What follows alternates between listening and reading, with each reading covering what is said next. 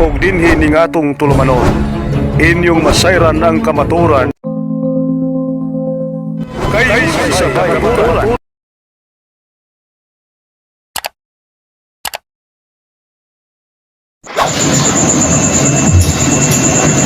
Okay, so mga kapatid, ang aking tatalakayin ngayon ay ang patungkol sa pizza ng Kwaresma.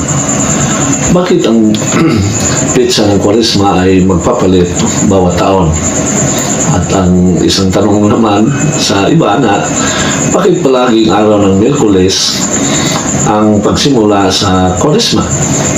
Bakit hindi ito magsimula o bakit hindi sa ibang araw maglagay ng tanda ng cross gamit ng abo sa ating mga noo? Bakit hindi sa Lunes, Martes? Bakit hindi Huwebes, Biyernes, Sabado at saka sa Linggo? Bakit palaging sa araw ng Miyerkules magawa ang paglagay ng tanda ng cross sa ating noo? Mga kapatid, malalaman natin yan dahil sa araw ng muling pagkabuhay ng ating Panginoong Hesus. Yan, sa araw ng Linggo. Now, ang ating Panginoong Hesus ay namatay siya sa buwan ng Nisan. Ang Nisan ay ang unang buwan sa kalendaryo ng mga Hudyo. At mga kapatid, ang ating Panginoon ay ayon sa kasaysayan, sa tradisyon ng simbahan, ay namatay siya after sa full moon, sa first full moon sa buwan ng Nisan. Ang buwan ng Nisan, first month of the Jewish calendar, sa ating Gregorian calendar, ito ay ang mid of March up to mid of April.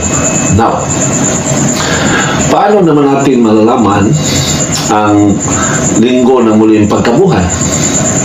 Kasi aking balikan, ang Kwaresma ay batay yan sa linggo ng muling pagkabuhay sa ating Panginoon, sa araw ng linggo, sa muling pagkabuhay ng ating Panginoon. So, hindi sa pizza ng linggo, or hindi rin sa pizza ng kanyang pagkamatay. So, yan mga kapatid. Kasi kung ang batayan sa pagkukuha natin sa pag-alaala natin, ang batayan sa pag-alaala natin sa muling pagkabuhay ng ating Panginoon Hesus ay batay sa pizza noong linggo na siyang namatay sa buwan ng Nisan. Pag next year mga kapatid ay hindi na yan araw ng linggo kung pizza ang ating batayan. So, for example, ako, ang aking birthday this year is Saturday. Pizza 20. Next year, ang pizza 20 ay hindi na Saturday. So, mag-celebrate ako ng aking birthday next year, maging araw ng Biyernes, araw ng Huwebes, o Miyerkules, or anong araw. So, upang palaging ma-celebrate, upang palaging ma-celebrate natin ang muling pagkabuhay ng Panginoong Hesus sa araw ng linggo, ang Christians ay nagbigay halaga sa araw ng linggo ng ating Panginoong Hesus ay muling nabuhay. At yan ang batayan bakit sa pagkukuha ng 40 days sa Kwaresma. Now, ang ating Panginoong Hesus, ayon sa tradisyon, makikita natin yan sa Bible mga kapatid, pero sa ngayon ang aking explain ay yung patungkol sa science. Kasi ito ang sinasabi sa ating CCC number 1170. So, akong balikan para mas malinaw. Now, ang ating Panginoong Hesus ay namatay siya sa buwan ng Nisan. Ang buwan ng Nisan ay ang unang buwan sa kalendaryo ng mga Hudyo.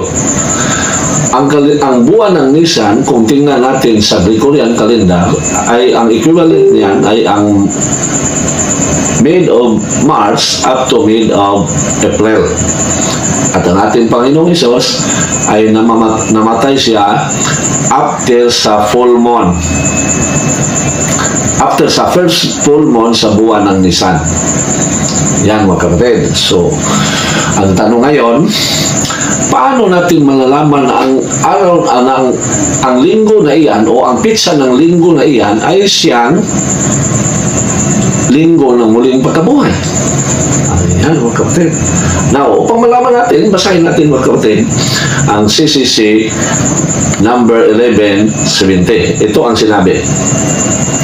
At the Council of Nicaea in 325, all the churches agreed that Easter, the Christian Passover, should be celebrated on the Sunday following the first full moon. Open parenthesis, month of Nisan, close parenthesis. After the vernal equinox. So, mga kapatid, according sa itong CCC, during sa Council of Nicaea, noong 325 AD, ay idineklara na ng simbahan na ang linggo na muling pagkabuhay ng ating Panginoong Hesus ay ang linggo na susunod sa first full moon sa buwan ng Nisan. At sinabi ko na kanina na ang buwan ng Nisan, kung tingnan natin sa Gregorian calendar, ay ang mid of March up to mid of April. Now, so, kailangan malaman natin mga kapatid, kailan mangyari ang vernal equinox.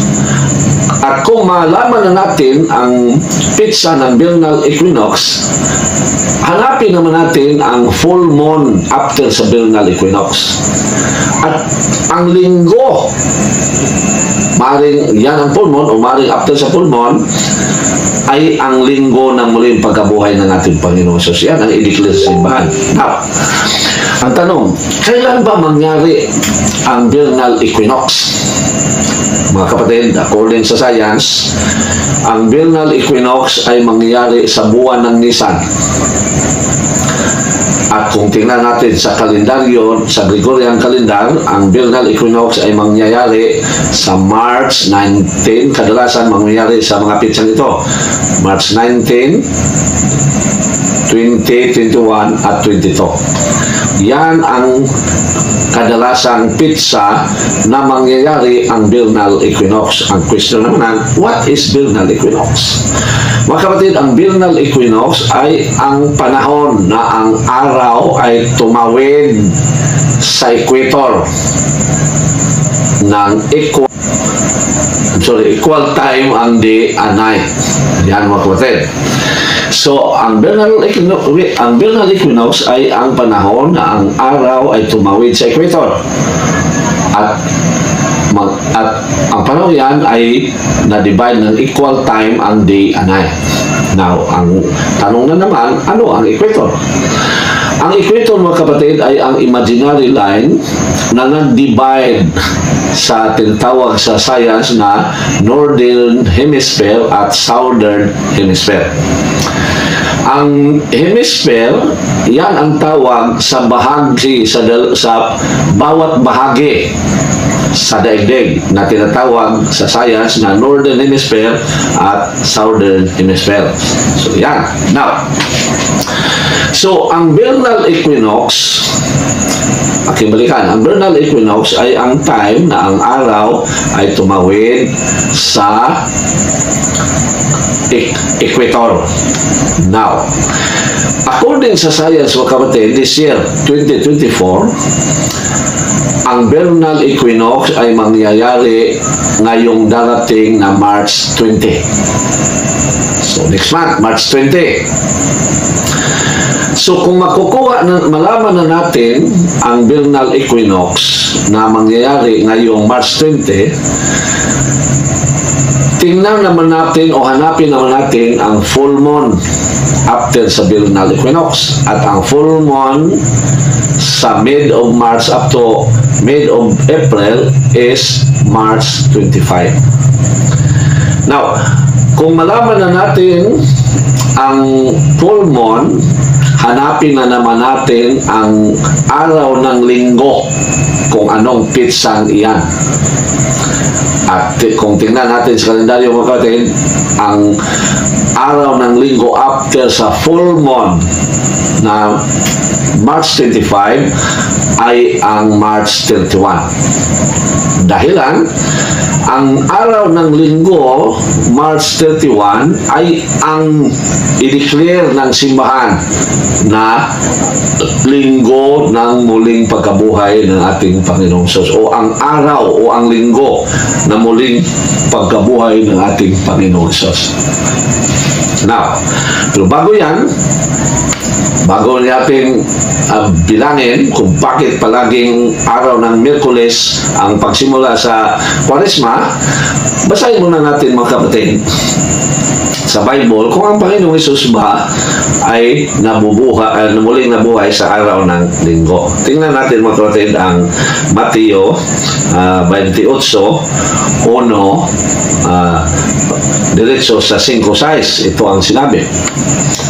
Upang malaman sa iba na talagang araw ng linggo na muling nabuhay ang ating Panginoong Hesus. Okay. So, Mateo 28. Ito ang sinabi. 28. Okay. Mateo 28:1 ng Panginoong Hesus ay muling nabuhay sa araw ng linggo. Okay. So, at dahil sa araw ng linggo, mga kapatid, nabuhay ang ating Panginoong Hesus, ay mahalaga sa ating mga Christians ang araw ng linggo. Yan, basahin natin. Okay. Bakit mahalaga? Susunod natin yan. Okay, ito ang sinabi. Makaraan ang araw ng pamahina, yung Adoy Papolay, sa pagbubukang liwayway ng unang araw ng linggo. Pumunta si Maria Magdalena at ay isa pang Maria sa libingan ni Jesus upang tingnan ito. Sa 5. Ngunit sinabi ng anghel sa mga babae, huwag kayong matakot. Alam kong hinahanap ninyo si Jesus na ipinako sa cross. Wala na siya rito sapagkat siya ay muling nabuhay gaya ng kanyang sinabi.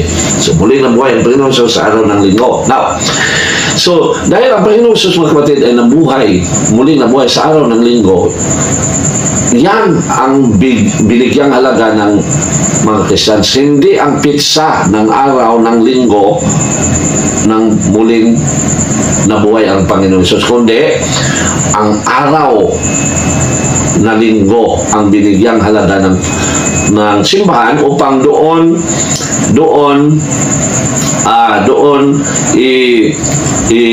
batay ang pagkuha sa pitsa ng Kwaresma. Now, so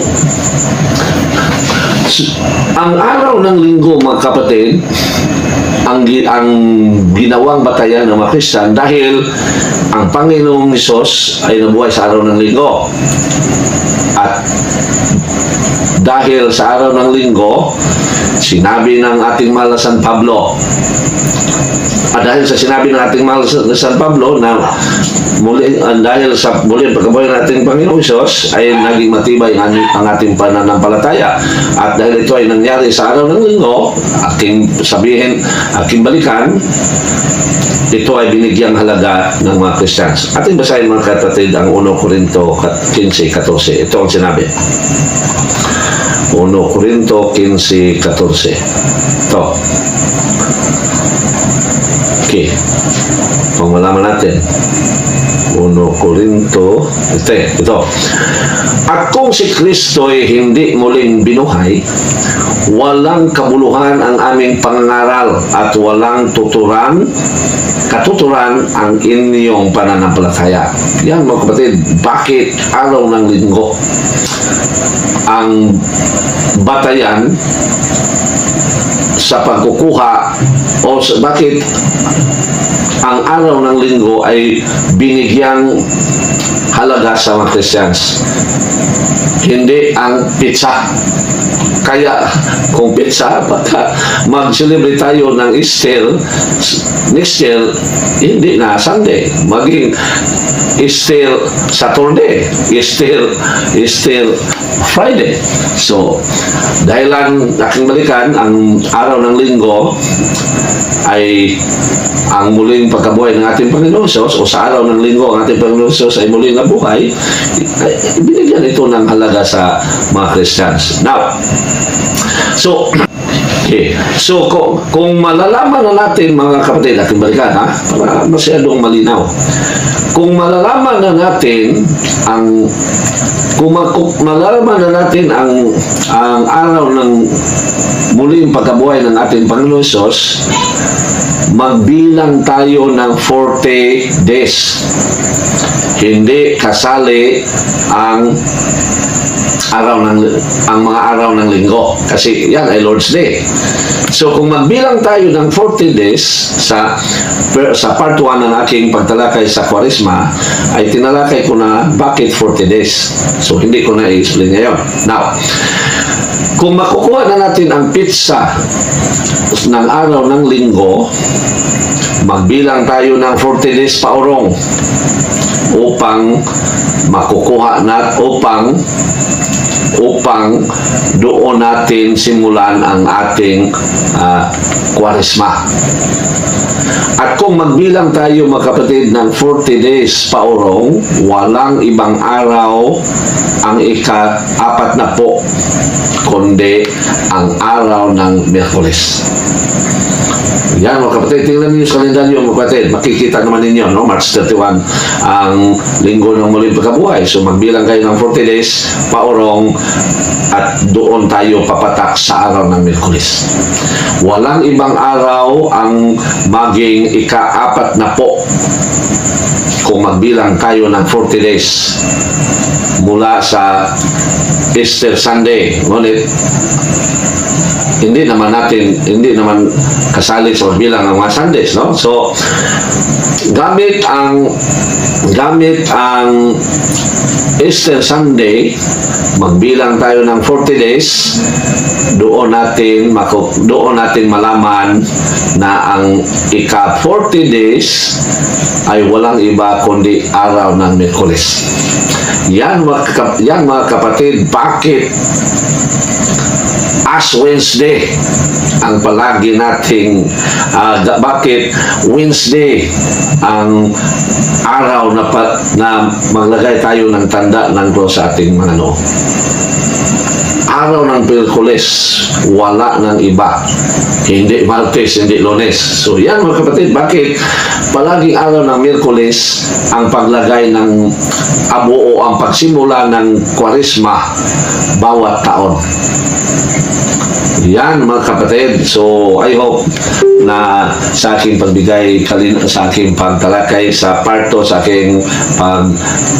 aking topic na Kwaresma, maintindihan ninyo bakit magpapalit bawat taon ang pizza ng Kwaresma, at maintindihan din ninyo bakit palaging araw ng Miyerkules ang paglagay ng tanda ng cross gamit ang abo sa ating mga noo.